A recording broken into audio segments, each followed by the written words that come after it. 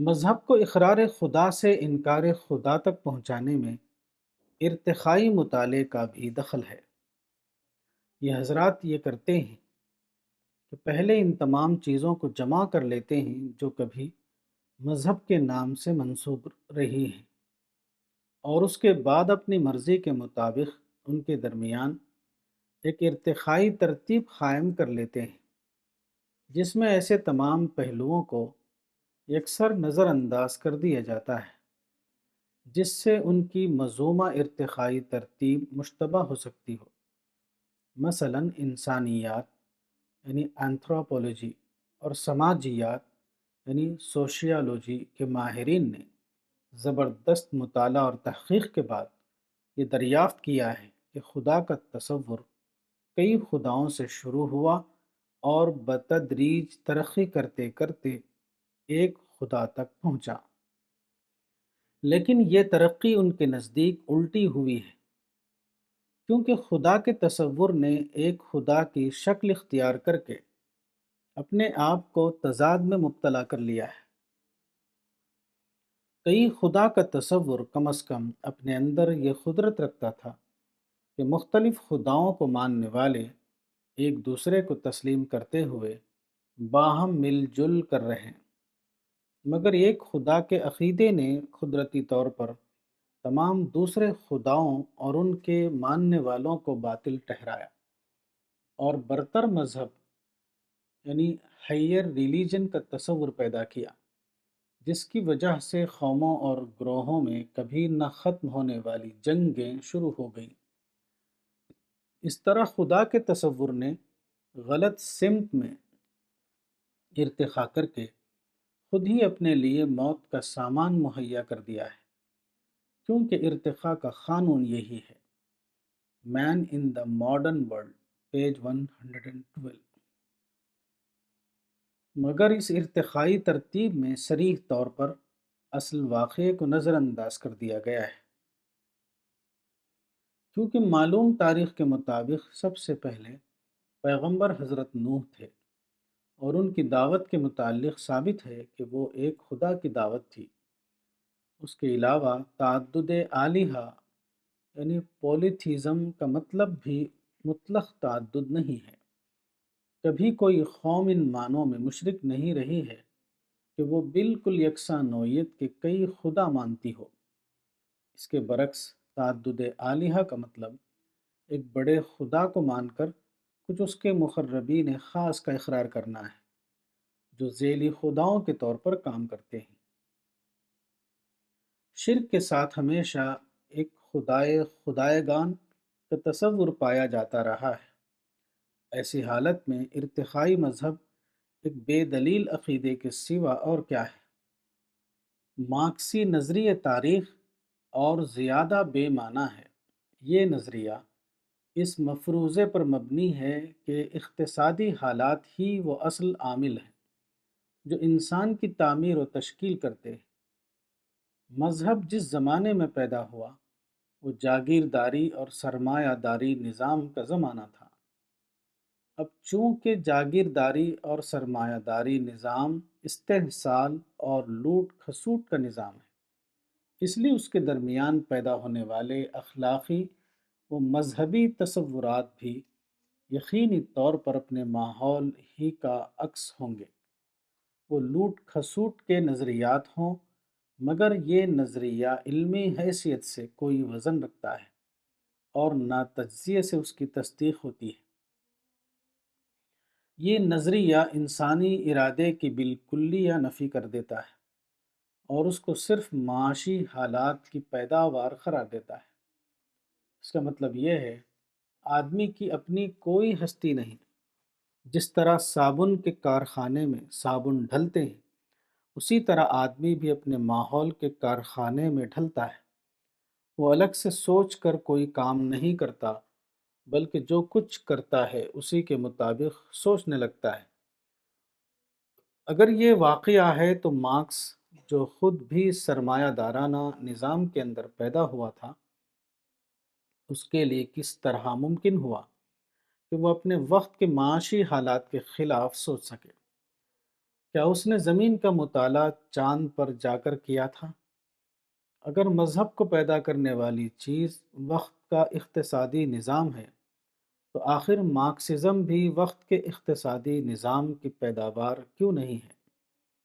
مذہب کی جو حیثیت مارکسزم کو تسلیم نہیں ہے، وہی حیثیت اس کے اپنے لیے کس طرح جائز ہوگی؟ حقیقت یہ ہے کہ یہ نظریہ اشتعال انگیز حد تک لغو ہے۔ اس کے پیچھے کوئی بھی علمی اور عقلی دلیل موجود نہیں۔ تجربے سے بھی اس نظریے کی غلطی واضح ہو چکی ہے۔ روس کی مثال اس کو سمجھنے کے لیے کافی ہے، جہاں تقریباً آدھی صدی سے اس نظریے کو مکمل غلبہ حاصل ہے۔ طویل ترین مدت سے زبردست پروپیگنڈا ہو رہا ہے کہ روس کے مادی حالات بدل گئے ہیں۔ وہاں کا نظام پیداوار، نظام تبادلہ اور نظام تقسیم دولت سب غیر سرمایہ دارانہ ہو چکا ہے۔ مگر اسٹالن کے مرنے کے بعد خود روسی لیڈروں کی طرف سے تسلیم کیا گیا ہے کہ اسٹالن کے زمانے حکومت میں روس کے اندر ظلم و جبر کا نظام رائج تھا، اور عوام کا اسی طرح استحصال کیا جا رہا تھا جیسے سرمایہ دارانہ ملکوں میں ہوتا ہے۔ اور اگر اس حقیقت کو سامنے رکھا جائے کہ روس میں پریس پر حکومت کا مکمل کنٹرول ہونے کی وجہ سے اسٹالن کے لیے یہ ممکن ہو سکا کہ وہ اپنے ظلم اور استحصال کو دنیا کے سامنے عدل و انصاف کے نام سے مشہور کرے، اور پریس کا یہی کنٹرول اب بھی وہاں جاری ہے، تو یہ بات سمجھ میں آتی ہے کہ آج بھی خوبصورت پروپیگنڈے کے پس منظر میں روس کے اندر وہی سب کچھ ہو رہا ہے جو اسٹالن کے زمانے میں ہوتا تھا۔ روسی کمیونسٹ پارٹی کی 20ویں کانگریس فروری 1956 نے اسٹالن کے مظالم کا انکشاف کیا تھا۔ اس کے بعد اگر پارٹی کی مثلاً 25ویں کانگریس اس کے دوسرے جان نشینوں کی درندگی کا راز فاش کرے تو اس میں ہرگز اچنبھے کی کوئی بات نہ ہوگی۔ اکتوبر 1964 میں خروشچیف کی برطرفی اور اس کے بعد کے واقعات سے اس کی تصدیق ہو چکی ہے۔ آدھی صدی کے اس تجربے سے جو نتیجہ نکلا ہے، اس کا مطلب صاف طور پر یہ ہے کہ پیداوار اور تبادلے کا نظام خیالات کی صورت گری سے کوئی تعلق نہیں رکھتا۔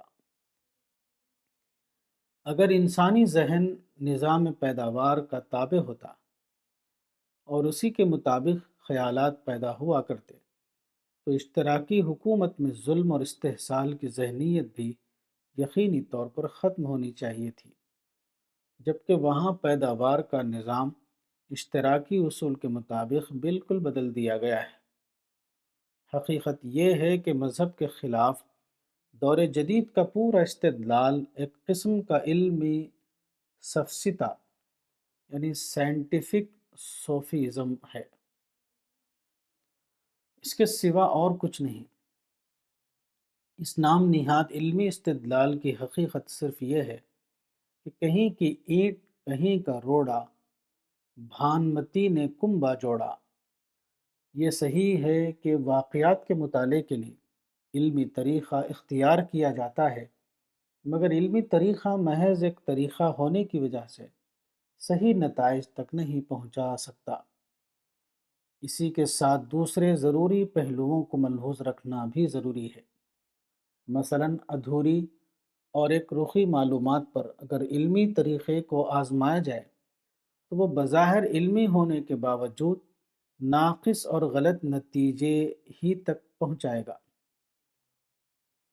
جنوری 1964 کے پہلے ہفتے میں نئی دہلی میں مستشرقین کی ایک بین الاقوامی کانگریس ہوئی، جس میں 1200 علماء مشرقیات اورینٹلسٹس شریک ہوئے۔ اس موقع پر ایک صاحب نے ایک مقالہ پڑھا جس میں کئی مسلم یادگاروں کے بارے میں دعویٰ کیا گیا تھا کہ وہ مسلمانوں کی بنوائی ہوئی نہیں ہیں بلکہ ہندو راجاؤں کی بنوائی ہوئی ہیں۔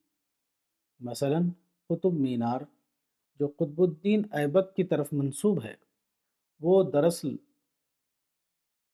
وشنو دھوج ہے، جس کو اب سے 2300 سال پہلے سمندر گپت نے بنوایا تھا۔ بعد کے مسلم مورخین نے اس کو غلط طور پر قطب مینار کے نام سے پیش کیا۔ اس کی دلیل یہ ہے کہ قطب مینار میں ایسے پتھر لگے ہوئے ہیں جو بہت پرانے ہیں اور قطب الدین ایبک سے بہت پہلے تراشے گئے تھے۔ بظاہر یہ ایک علمی استدلال ہے، کیونکہ یہ واقعہ ہے کہ قطب مینار میں ایسے کچھ پتھر موجود ہیں، مگر قطب مینار کے مطالعے کے لیے صرف اس کے پرانے پتھروں کا حوالہ دینے سے علمی استدلال کا حق ادا نہیں ہوتا۔ اسی کے ساتھ اور بہت سے پہلوؤں کو سامنے رکھنا ضروری ہے، اور جب ہم ایسا کرتے ہیں تو معلوم ہوتا ہے کہ یہ توجیہ قطب مینار پر پوری طرح چسپاں نہیں ہوتی۔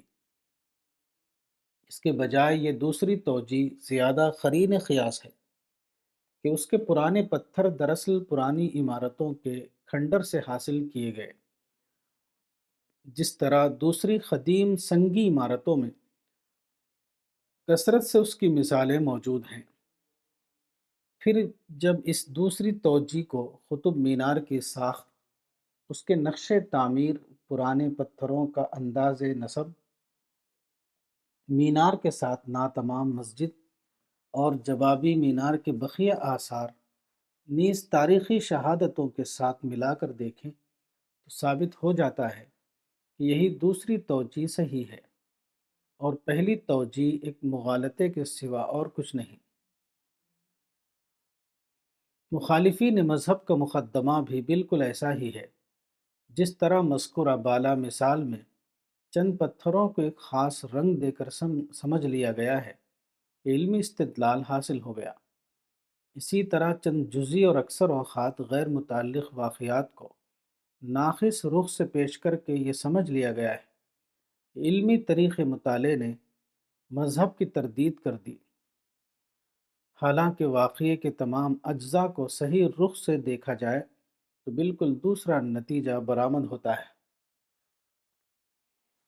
حقیقت یہ ہے کہ مذہب کی صداقت کا یہ بذات خود ایک کافی ثبوت ہے کہ اس کو چھوڑنے کے بعد بہترین ذہن بھی الٹب باتیں کرنے لگتے ہیں۔ اس کے بعد آدمی کے پاس مسائل پر غور و فکر کے لیے کوئی بنیاد باقی نہیں رہتی۔ مخالفین مذہب کی فہرست میں جو نام ہیں وہ اکثر نہایت ذہین اور ذی علم افراد ہیں۔ بہترین دماغ وقت کے بہترین علوم سے آراستہ ہو کر اس میدان میں اترے ہیں، مگر ان اہل دماغ نے ایسی ایسی مہمل باتیں لکھی ہیں کہ سمجھ میں نہیں آتا کہ اس کو لکھتے وقت آخر ان کا دماغ کہاں چلا گیا تھا۔ یہ سارا لٹریچر بے یقینی، تضاد، اعتراف ناواقفیت اور الٹپ استدلال سے بھرا ہوا ہے۔ کھلی ہوئی حقیقتوں کو نظر انداز کرنا اور معمولی تنکے کے سہارے دعووں کے پل کھڑے کرنا، یہ ان کا کل کارنامہ ہے۔ صورتحال بلا شبہ اس بات کا ایک قطعی ثبوت ہے کہ ان حضرات کا مقدمہ صحیح نہیں، کیونکہ بیان اور استدلال کی یہ خرابیاں صرف غلط مقدمے کی خصوصیت ہے۔ صحیح مقدمے میں کبھی یہ چیزیں پائی نہیں جا سکتی۔ مذہب کی صداقت اور مخالفین مذہب کے نظریے کی غلطی اس سے بھی واضح ہے کہ مذہب کو مان کر زندگی اور کائنات کا جو نقشہ بنتا ہے وہ ایک نہایت حسین و جمیل نقشہ ہے۔ وہ انسان کے اعلیٰ افکار سے اسی طرح مطابق ہے جیسے مادی کائنات ریاضیاتی معیاروں کے عین مطابق ہے۔ اس کے برعکس مخالف مذہب فلسفے کے تحت جو نقشہ بنتا ہے وہ انسانی ذہن سے بالکل غیر متعلق ہے۔ یہاں میں برٹرینڈ رسل کا ایک اقتباس نقل کروں گا: انسان ایسے اسباب کی پیداوار ہے جن کا پہلے سے سوچا سمجھا کوئی مقصد نہیں۔ اس کا آغاز، اس کی نشو و نما، اس کی تمنائیں اور اس کے اندیشے، اس کی محبت اور اس کے عقائد، سب محض ایٹموں کی اتفاقی ترتیب کا نتیجہ ہے۔ اس کی زندگی کی انتہا قبر ہے، اور اس کے بعد کوئی چیز بھی اسے زندگی عطا نہیں کر سکتی۔ صدیوں کی جد و جہد، تمام قربانیاں، بہترین احساسات اور عبقریت کے روشن کارنامے، سب نظام شمسی کے خاتمے کے ساتھ فنا ہو جانے والی چیزیں ہیں۔ انسانی کامرانیوں کا پورا محل ناگزیر طور پر کائنات کے ملبے کے نیچے دب کر رہ جائے گا۔ یہ باتیں اگر بالکل خطی نہیں تو وہ حقیقت سے اتنی قریب، یعنی سو نیئرلی سرٹین ہے کہ جو فلسفہ بھی اس کا انکار کرے گا وہ باقی نہیں رہ سکتا۔ Limitations of science, page 133۔ یہ اقتباس گویا غیر مذہبی مادی فکر کا خلاصہ ہے۔ اس کے مطابق ساری زندگی نہ صرف یہ کہ بالکل تیرا و تار نظر آتی ہے، بلکہ اگر زندگی کی مادی تعبیر کو لیا جائے تو پھر خیر و شر کا کوئی خطی معیار باقی نہیں رہتا۔ اس کی روح سے انسانوں پر بم گرانا کوئی ظالمانہ فعل نہیں، کیونکہ انسانوں کو بہرحال ایک دن مرنا ہے۔ اس کے برعکس مذہبی فکر میں امید کی روشنی ہے، اس میں زندگی اور موت دونوں بامانہ نظر آتے ہیں۔ اس میں ہماری نفسیات کے تمام تقاضے اپنی جگہ پا لیتے ہیں۔ ایک تصور کے ریاضیاتی ڈھانچے فٹ ہو جانے کے بعد اگر سائنسداں مطمئن ہو جاتا ہے کہ اس نے حقیقت پا لی تو مذہبی تصور کا انسانی ذہن میں پوری طرح بیٹھ جانا یقینی طور پر اس بات کا ثبوت ہے کہ یہی وہ حقیقت ہے جس کو انسان کی فطرت تلاش کر رہی تھی۔ اس کے بعد ہمارے پاس اس کے انکار کے لیے کوئی واقعی بنیاد نہیں رہتی۔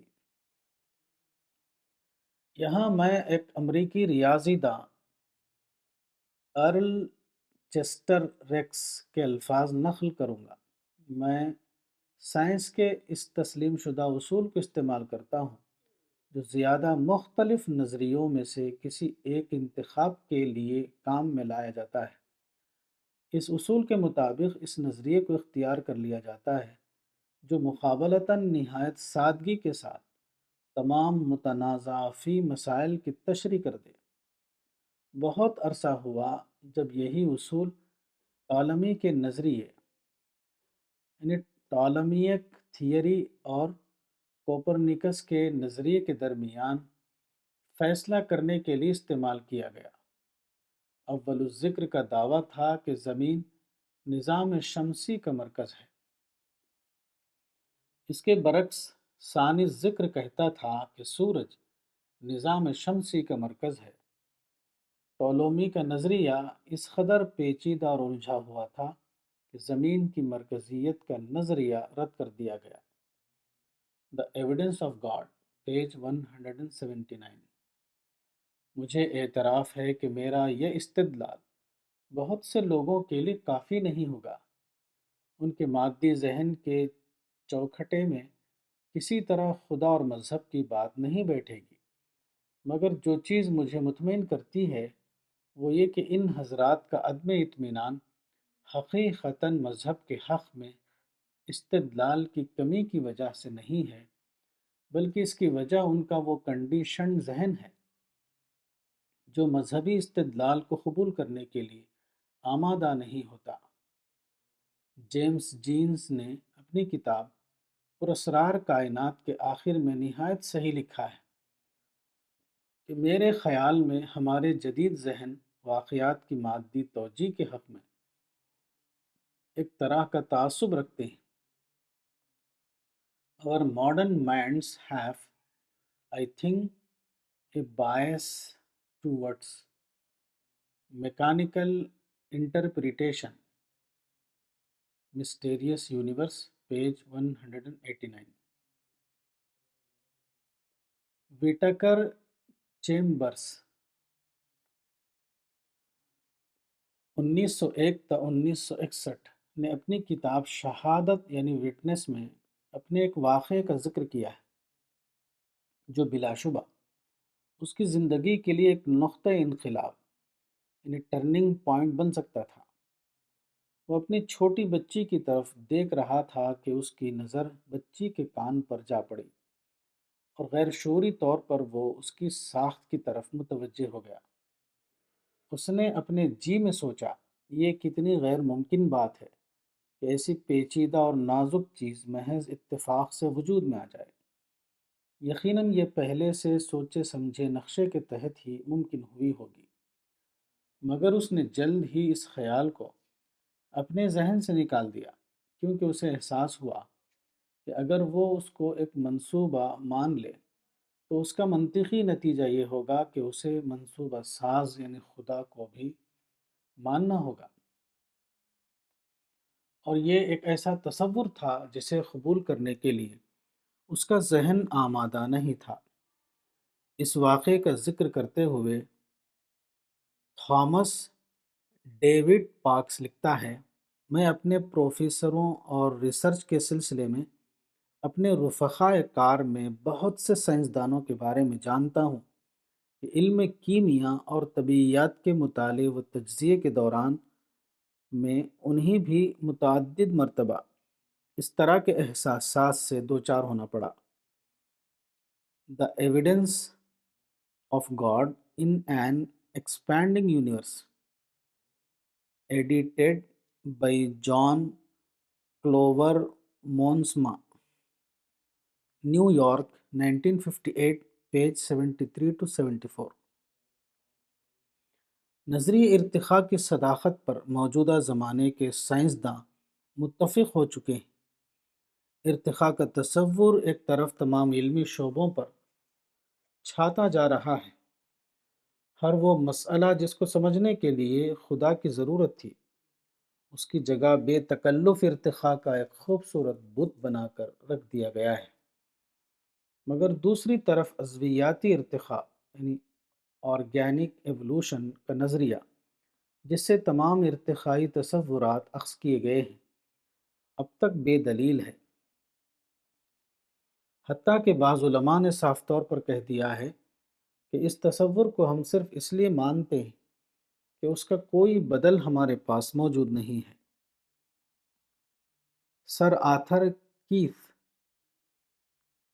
1866 تا 1955 نے 1953 میں کہا تھا، evolution is unproved and unprovable.